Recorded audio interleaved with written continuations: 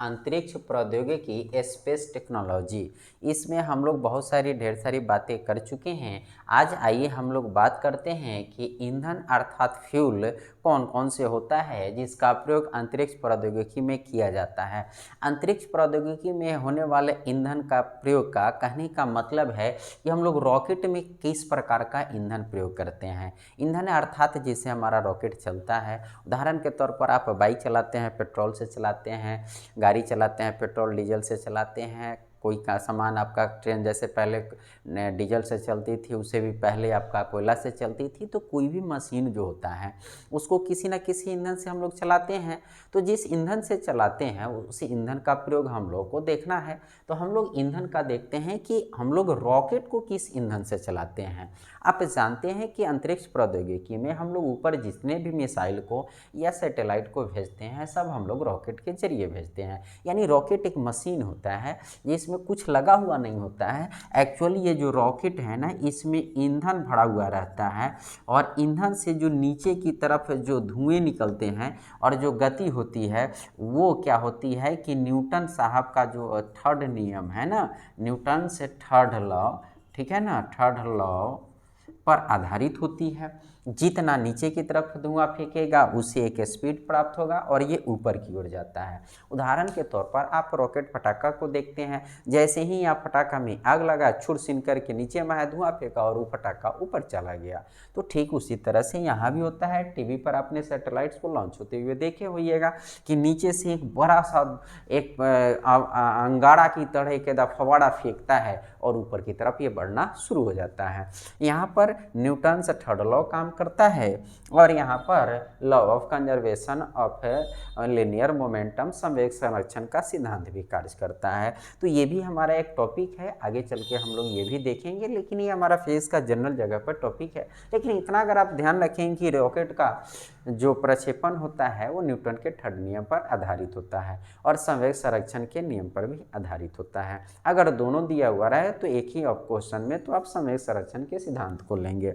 तो अब हम यहाँ पर सवाल उठाते हैं कि इस रॉकेट को भेजेंगे, इसमें हम सैटेलाइट लगाकर भेज रहे हैं ऊपर, तो इसमें जो हम ईंधन का प्रयोग करते हैं वो किस प्रकार का ईंधन होता है। तो इसमें हम लोग ईंधन 3 प्रकार के प्रयोग करते हैं। कितने प्रकार के? 3 प्रकार के ईंधन। सॉलिड अर्थात ठोस ईंधन, फिर लिक्विड अर्थात द्रव ईंधन और एक होता है क्रायोजेनिक ईंधन, ठीक है ना। क्रायोजेनिक ईंधन, अब यहाँ पर गैस ईंधन गलती से आप ना बोलेंगे, ठीक है ना, ये क्रायोजेनिक ईंधन है। अब ये क्रायोजेनिक ईंधन क्या है, लिक्विड ईंधन क्या है, सॉलिड ईंधन क्या है, इसको हम लोग बारी से देखते हैं। तो हम लोग देखते हैं कि सॉलिड फ्यूल, लिक्विड फ्यूल और क्रायोजेनिक फ्यूल अर्थात ईंधन का प्रयोग अंतरिक्ष प्रौद्योगिकी में के तहत किया जाता है और इसी से रॉकेट का संचालन होता है, रॉकेट को प्रक्षेपित किया जाता है, रॉकेट ऊपर जाता है।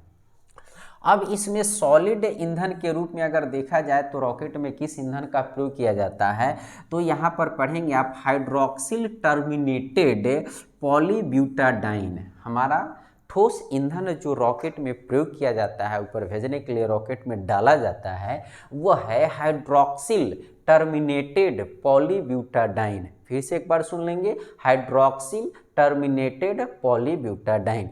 ये हमारा ठोस ईंधन है, इसका प्रयोग हमारा इस रॉकेट में किया जाता है ईंधन के तौर पर। जैसे हमारा गाड़ी में पेट्रोल के तौर पर पेट्रोल ईंधन के तौर पर इस्तेमाल होता है, वैसे ही होता है। और इसमें अमोनिया परक्लोरेट, अमोनिया परक्लोरेट, ठीक है ना, अमोनिया परक्लोरेट का प्रयोग किया जाता है ऑक्सीकारक के रूप में। ऑक्सीकारक तो आप जानते ही हैं जिसमें ऑक्सीजन का संयोग हो। इसको सीधी सी भाषा में हम लोग अपने भाषा में बात करें तो जलने का काम, ऑक्सीकरण का मतलब होता है जलना, दहन क्रिया।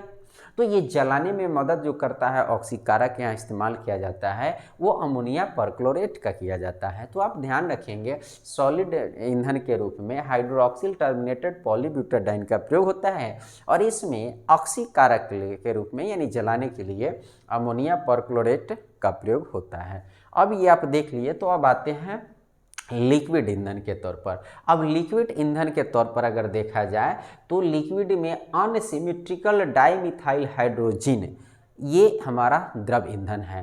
अनसिमेट्रिकल डाइमिथाइल हाइड्रोजन ये हमारा एक द्रव ईंधन है जिसका रॉकेट में प्रयोग किया जाता है। और इसमें जो ऑक्सीकरण यानी जलाने वाले जो कारक होते हैं वो नाइट्रोजन टेट्रा ऑक्साइड होता है। नाइट्रोजन टेट्रा ऑक्साइड का प्रयोग ऑक्सीकारक के रूप में किया जाता है। तो आप ध्यान रखेंगे आजकल के डेट में जो भी एग्जाम हो रहे हैं उसमें साइंस बहुत अंदर तक अब जाया जा रहा है।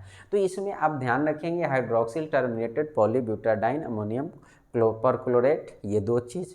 इसमें अनसिमेट्रिकल डाइमिथाइल हाइड्रोजन और इसमें नाइट्रोजन टेट्रा ऑक्साइड ऑक्सीकारक के रूप में। आप इतना याद रखेंगे। अगर हम बात करते हैं कि सॉलिड ईंधन अच्छा है कि लिक्विड ईंधन अच्छा है, देखिए दोनों ईंधन अच्छा है। ज़रूरत के हिसाब से कहीं पर सॉलिड इस्तेमाल किए जाते हैं, लिक्विड इस्तेमाल किए जाते हैं। सॉलिड की एक खासियत होती है कि इसमें आप भर कर लोड करके रखिए और जब मन करे तब इसको उड़ाइए, तो वो आपका कोई नुकसान नहीं है। लेकिन लिक्विड जो होते हैं ना, लिक्विड ईंधन जो होते हैं ये ज़्यादा एक्टिव होते हैं, ठीक है ना, ज़्यादा रिएक्ट करते हैं। तो इसको पहले ही से भरकर नहीं रखा जाता है, ज़रूरत पड़ने पर इसको भरा जाता है। ये एफिशिएंसी के तौर पर, कार्य क्षमता के आधार पर लिक्विड ईंधन जो है, द्रव ईंधन है, ज़्यादा एफिशिएंस होता है, यानी ज़्यादा अच्छा होता है इसके ठोस की तुलना में। लेकिन अदर चीज़ों की तुलना पर देखा जाए तो सॉलिड ईंधन ज़्यादा है। तो आवश्यकता के अनुसार और किस तरह की डिमांड है रॉकेट में, उस तरह के ठोस अथवा द्रव ईंधन का प्रयोग किया जाता है। आमतौर से सामान्य रॉकेट में, ठीक है ना, सामान्य रॉकेट में, ठीक है ना, यही दो ईंधन का प्रयोग होता है। एकदम बिल्कुल सामान्य तौर पे जो भी रॉकेट बनाए जाते हैं किसी विशिष्ट उद्देश्य के लिए नहीं, तो इसमें ये दोनों ही रॉकेट ईंधन का प्रयोग किया जाता है। अब आते हैं क्रायोजेनिक शब्द के बारे में समझते हैं। क्रायोजेनिक शब्द जो है ना वो एक्चुअली क्रायोस से बना हुआ है। किस शब्द से बना हुआ है? क्रायोस से। क्रायोस एक लैटिन शब्द है, ठीक है ना। क्रायोस कैसा शब्द है? लैटिन शब्द है जिसका अर्थ होता है हिम शीतल। आप जानते हैं, आप फिजिक्स में भी अगर पढ़े होंगे तो परम शून्य ताप, केमिस्ट्री में भी पढ़े होंगे कि परम शून्य ताप पर एब्सोल्यूट टेम्परेचर पर पदार्थ अपनी अवस्थाएं बदल देती है। पदार्थ की अब 6 अवस्थाएं होती है। 5 अवस्था तो आप सुने होंगे, एक छठा अवस्था आप नहीं सुने हैं। लेकिन पदार्थ की जो 6 अवस्थाएं होती है वो 3 सामान्य ताप दाब पर होती है और 3 विशेष ताप और दाब पर होती है। जैसे ठोस द्रव गैस ये सामान्य ताप पर होती है, लेकिन प्लाज्मा जैसे बहुत ज़्यादा टेम्परेचर हो, जैसे सूर्य प्लाज्मा अवस्था में है। चौथा होता है कि प्लाज्मा हो गया। पांचवा होता है बोस आइंस्टाइन, वो बहुत कम ताप हो तब वो क्या हो जाता है, बहुत बोस आइंस्टाइन अवस्था आ जाता है। और एक फॉर्मियोनिक स्टेज की भी खोज की गई है वर्तमान समय में।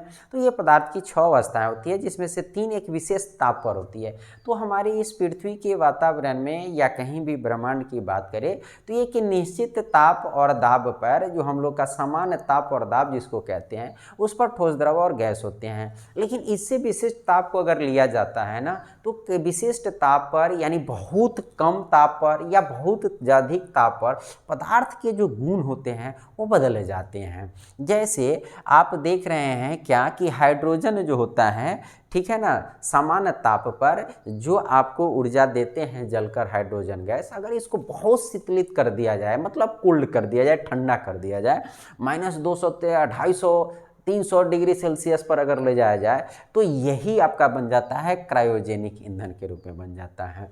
तो हम लोग इस चीज़ को समझने के लिए ये हमने बातें आपको कही कि क्रायोस शब्द का मतलब है हिम शीतलन, अर्थात बर्फ़ की तरह ठंडे, यानी बहुत ठंडा कर देना। तो जब हम किसी चीज़ को ठंडा कर देते हैं तो अभी मैंने चर्चा किया कि उसके गुण बदल जाते हैं, फिजिकल और क्या कहते हैं केमिकल, उसके फीचर्स जो है वो बदल जाते हैं, गुण बदल जाते हैं। तो क्रायोस एक लैटिन शब्द है जिसका होता है हिम शीतल, यानी बर्फ जैसी ठंडी। और इसी से क्रायोजेनिक से एक शब्द बन गया, एक अध्ययन का पाठ बन गया। तो निम्न ताप पर कार्य करने वाली प्रौद्योगिकी, ऐसी टेक्नोलॉजी जो मिनिमम टेम्परेचर पर यानी बहुत कम ताप पर कार्य करती हो, तो ये विद्या जो है, प्रक्रिया है, वो क्रायोजेनिक्स कहलाता है। तो क्रायोस का मतलब हिम शीतल, क्रायोजेनिक्स मतलब निम्न ताप पर कार्य करने वाली प्रौद्योगिकी, और क्रायोजेनिक ईंधन मतलब वैसे ईंधन जो निम्न ताप पर काम करते हो। अब निम्न ताप कहने का मतलब पृथ्वी के सतह पर 50 डिग्री तो माइनस में जाता नहीं है, लेकिन आमतौर से हम लोग अगर मान लें एवरेज, लेकिन 100-200 डिग्री माइनस में अगर चले जाए तो एक तो विशेष ताप हो जाता है। तो अति निम्न ताप पर, ठीक है ना, कोई भी ईंधन जो निम्न ताप पर कार्य करती है और वो अपना रिजल्ट अच्छा देती है, उसको हम लोग क्रायोजेनिक ईंधन कहते हैं। तो आप अक्सर क्रायोजेनिक ईंधन के बारे में सुनते रहते हैं कि रॉकेट में क्रायोजेनिक ईंधन का प्रयोग होता है, लेकिन आप नहीं जानते हैं कि ये क्रायोजेनिक ईंधन होता क्या है। तो क्रायोजेनिक ईंधन का मतलब होता है कि वह ईंधन जो निम्न ताप पर कार्य करे।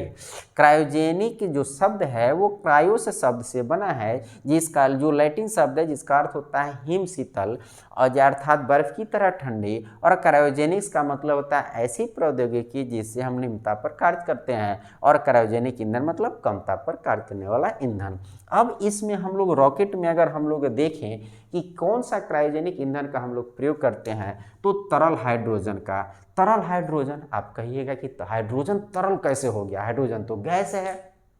आपके घर में एलपीजी गैस आती है, आप बोलते हैं गैस, लेकिन उसको डुला कर देखिएगा ना, वो लिक्विड में रहता है। सिलेंडर से में जो रहता है ना, ऊपर से उसका बहुत प्रेशर रहता है, और छोटे सी आकृति में उसके बहुत सारे गैसेज रखे हुए रहती है, और उसको इतना प्रेशर दिया गया रहता है कि वह गैस से तरल अवस्था में बदल जाता है। तो उसी तरह से हाइड्रोजन को अति शीतलन पर यानी -250 डिग्री सेल्सियस पर 250 डिग्री सेल्सियस माइनस में टेम्परेचर चल जाएगा, तो ये हाइड्रोजन जो होता है वो तरल अवस्था में आएगा।